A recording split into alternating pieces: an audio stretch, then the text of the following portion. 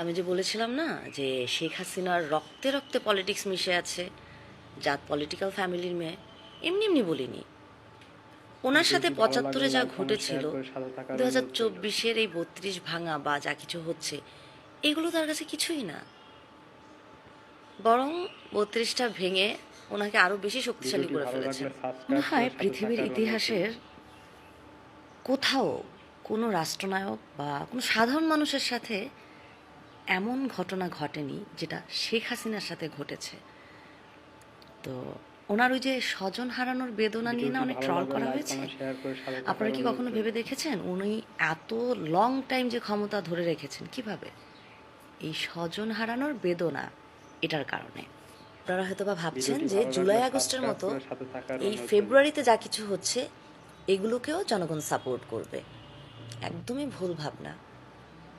এই জন্যই বলেছিলাম যে ঠান্ডা মাথায় হচ্ছে পলিটিক্স করতে হয়। যেহেতু পলিটিক্সের এখনও অনেক ভিডিওটি কিছুই ভালো আপনারা লাগলে লাইক বুঝেন না, কমেন্ট শেয়ার করে সাথে এই থাকার খেলটা অনুরোধ আপনারা রইল। বুঝতে পারছেন না। হয়তোবা আমার এই কথাগুলো শুনে অনেকে আমাকে ভুল ভাবতে পারেন, কিন্তু একটু ভেবে দেখেন, আমি কিন্তু একটাও অযৌক্তিক কথা বলিনি। ভিডিওটি ভালো আমি লাগলে নিজেও কিন্তু সাবস্ক্রাইব কোনো করে সাথে থাকার মানে অনুরোধ আওয়ামী রইল। লীগ বলেন, বিএনপি বলেন, জামাত শিবির কোনো দলই করি না। আমি একজন সাধারণ মানুষ হিসেবে আমার যা কিছু মনে হয়েছে সেটাই আমি বলছি।